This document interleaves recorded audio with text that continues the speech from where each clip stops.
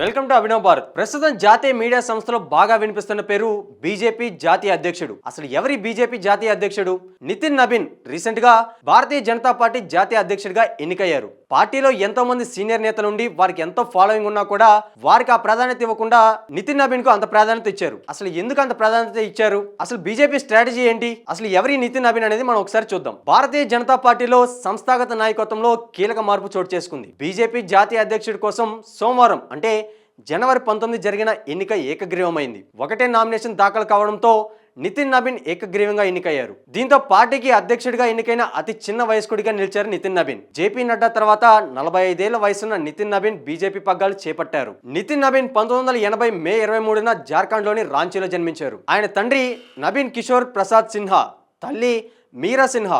Kishore Sinha senior BJP నాయకుడు. ఆయన Patna west నియోజకవర్గం నుంచి 4 సార్లు బీహార్ శాసనసభ సభ్యుడిగా ఎన్నికయ్యారు. ఇది కాగా నితిన్ నబీన్ 1996లో పాట్నాలోని సెయింట్ మైకేల్ హై స్కూల్ నుంచి 10వ తరగతి పరీక్షలో పాస్ అయ్యారు. ఆ తర్వాత ఢిల్లీలోని సిఎస్కేఎం పబ్లిక్ స్కూల్ నుంచి 1998లో ఇంటర్మీడియట్ పూర్తి చేశారు. బీహార్ ప్రభుత్వంలో కీలక మంత్రి పదవులు, పార్టీలో వివిధ స్థాయిల్లో నితిన్ నబీన్ పనిచేశారు. పలు రాష్ట్రాలకు ఇన్ఛార్జిగా వ్యవహరించి పార్టీ బలోపేతానికి కృషి చేశారు. 2006లో భారతీయ జనతా పార్టీ ద్వారా రాజకీయాలకు వచ్చి 2006లో జరిగిన ఎన్నికల్లో పాట్నా వెస్ట్ అసెంబ్లీ నియోజకవర్గం నుంచి బీజేపీ అభ్యర్థిగా పోటీ చేసి తొలిసారి ఎమ్మెల్యేగా అసెంబ్లీకి ఎన్నికయ్యారు. ఆయన ఆ తర్వాత బంకీపూర్ అసెంబ్లీ నుండి పోటీ చేసి వరుసగా 3 సార్లు ఎమ్మెల్యేగా ఎన్నికయ్యారు. నితిన్ నబీన్ 4వ ఎమ్మెల్యేగా గెలిచిన తర్వాత నితీష్ కుమార్ మంత్రివర్గంలో 9 ఫిబ్రవరి 2021 నుండి 9 ఆగస్టు 2022 వరకు రాష్ట్ర రోడ్డు నిర్మాణ శాఖ మంత్రిగా పనిచేశాడు. నితిన్ నబీన్ ను 2025 డిసెంబర్ 14న భారతీయ జనతా పార్టీ జాతీయ కార్యనిర్వాహక అధ్యక్షుడిగా బీజేపీ పార్లమెంటరీ బోర్డు నియమించింది. నితీష్ కుమార్ నేతృత్వంలోని బీహార్ ప్రభుత్వంలో కూడా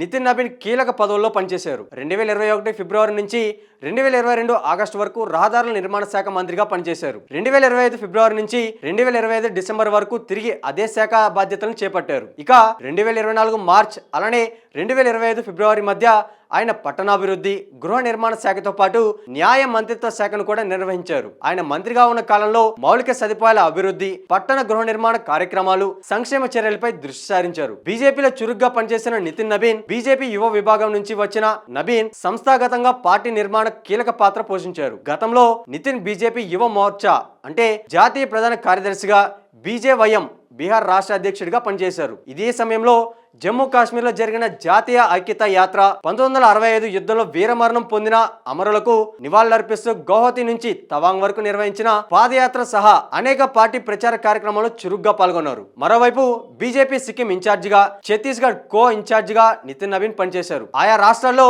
పార్టీ బలోపేతంలో కీలక పాత్ర పోషించారు. 2025 డిసెంబర్లో బీజేపీ పార్లమెంటరీ బోర్డు ఆయన పార్టీ జాతీయ వర్కింగ్ ప్రెసిడెంట్ గా నియమించింది. బీజేపీ వర్కింగ్ ప్రెసిడెంట్ గా నియామకం అనంతరం పార్టీలోని సీనియర్ నేతలకు నితిన్ నబీన్ కృతజ్ఞతలు తెలిపారు. పార్టీ కార్యకర్తల కష్టం ఇది. పార్టీ కోసం కష్టపడి పనిచేసిన వారిని సీనియర్ నాయకత్వం గుర్తిస్తుంది. అందరూ కలిసి పనిచేద్దాం అని ఆయన అన్నారు. ప్రధాని మోడీ నితిన్ ను అభినందిస్తూ ఎక్స్ లో ఒక పోస్ట్ చేశారు. నితిన్ నబీన్ కష్టపడి పనిచేసి కార్యకర్తగా ప్రత్యేక గుర్తింపు తెచ్చుకున్నారని అందులో రాశారు. అసలు బీజేపీ స్ట్రాటజీ వర్కౌట్ అవుతుందా? 5 రాష్ట్రాల్లో రానున్న సార్వత్రిక ఎన్నికల్లో బీజేపీ విజయం సాధిస్తుందా? ఈ 5 రాష్ట్రాల్లో బీజేపీ పార్టీ విజయం సాధించడానికి నితిన్ నబీన్ ఎంతవరకు కృషి చేస్తారు? అలానే జేపీ నడ్డా, అమిత్ షా లాగా బీజేపీ పార్టీని బలోపేతం చేయగలుగుతాడా? మీ అభిప్రాయం ఒకసారి కామెంట్ రూపంలో తెలియజేయండి.